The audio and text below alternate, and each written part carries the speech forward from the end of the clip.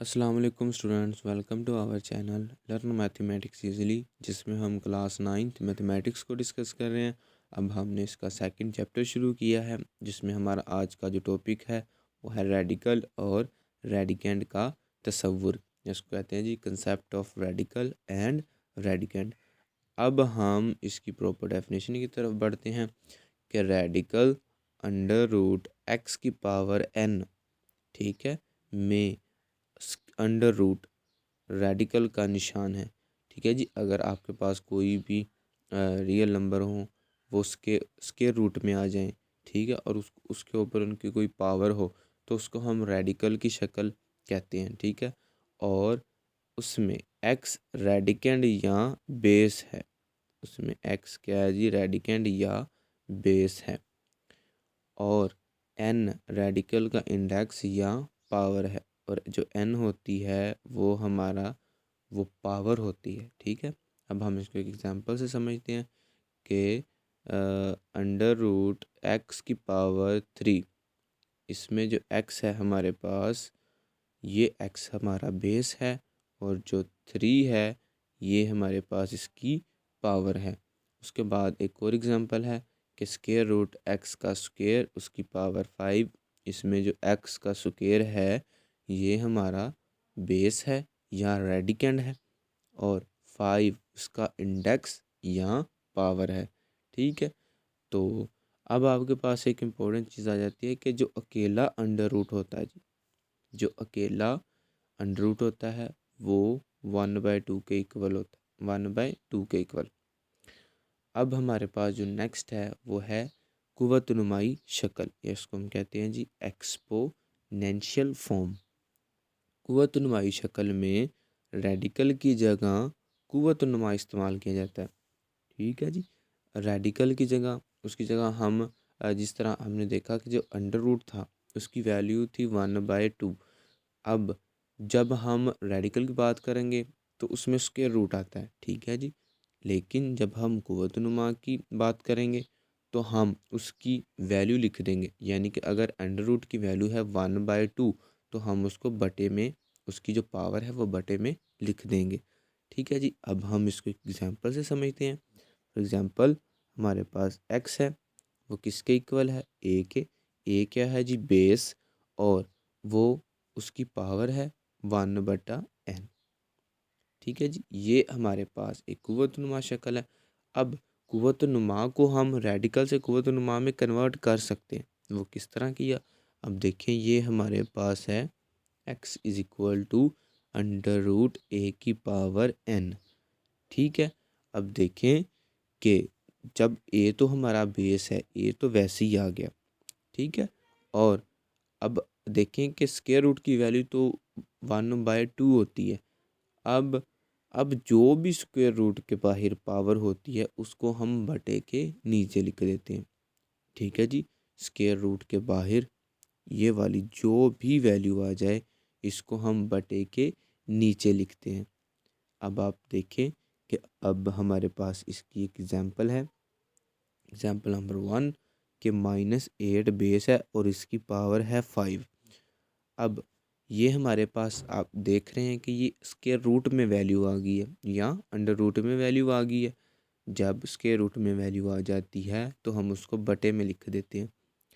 अब अगर square root के बाहर को पावर है और उसको कुव्वतनुमाई शक्ल में लिखना है, तो हम क्या करते हैं, उसको बटे के नीचे लिख देते हैं। ये देखिए, 5 को नीचे लिख दिया। इसी तरह ये हमारे पास थी जी कुव्वतनुमाई शक्ल, ये देखिए अब स्क्वायर रूट के बगैर है। अब ये हमारा क्या हो गया, कुव्वतनुमाई शक्ल होगी। अब अगर हम इसको रेडिकल में लिखना चाहते हैं तो आपको पता है कि जो बटे के नीचे होती है वैल्यू वो स्क्वायर रूट के बाहर होती है।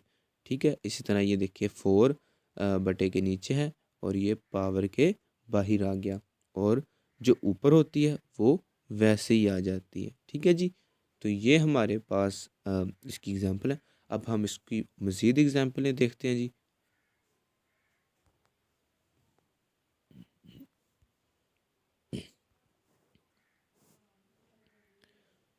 अब अगर बात करें हम रेडिकल की, तो इसका एक एग्जांपल हम ये पढ़ लेते हैं जी कि आपके पास है स्क्वायर रूट एक्स और उसकी पावर है 3।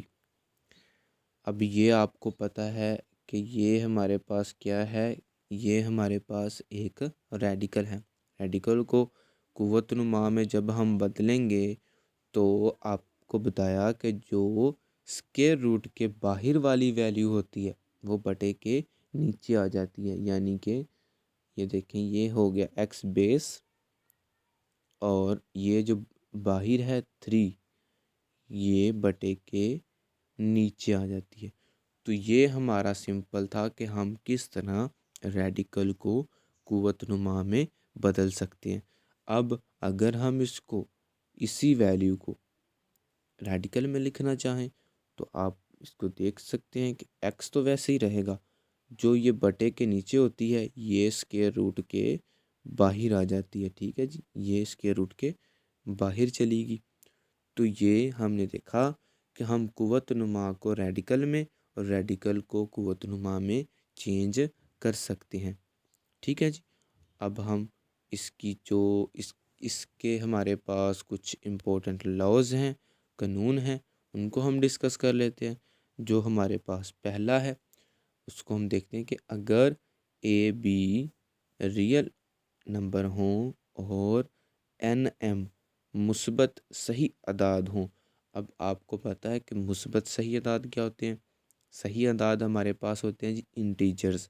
इंटीजर्स में कौन सी वैल्यूज़ होती हैं, जब हम होल नंबर में इनवर्सिस को ऐड कर देते हैं। ये हमारा 0, ये 1 और ये हमारा -1 और ये अप टू सोन चलते जाते हैं जी, ये अप टू सोन चलते जाते हैं। तो ये हमारे होते हैं जी इंटीजर या सही अदाद। तो अब अगर जी हम चाहते हैं कि हम इसमें जो मुस्बत सही अदाद लिखें तो जो हमारा इन्वर्स होंगे उनको हम स्किप कर देते हैं। ठीक है जी। जब हम मुस्बत की बात करेंगे तो उसमें नेगेटिव नहीं आएंगे। ठीक है जी। अब हमारे पास इसका पहला लॉ है, वो है जी हमारे पास अंडर रूट ए बी की पावर n। ठीक है जी, अंडर रूट ए बी की पावर n। अब इसने कहा कि अगर आपके पास दो रियल नंबर हों और आपस में मल्टीप्लाई हो रहे हों और उनके ऊपर स्क्वायर रूट की पावर n हो तो आप क्या कर सकते हैं, दोनों रियल नंबर को अलग-अलग लिख कर उनकी पावरें भी अलग-अलग लिख सकते हैं। ठीक है जी। अब हम इसको एक एग्जांपल से समझते हैं। एग्जांपल हमारे पास है अंडर रूट 14 की पावर n। ठीक है। अगर हम 14 की बात करें तो अगर हम 7 को 2 से मल्टीप्लाई करवाएं तो 7 मल्टीप्लाई 2/2 वो 14 ही बनता है। ठीक है।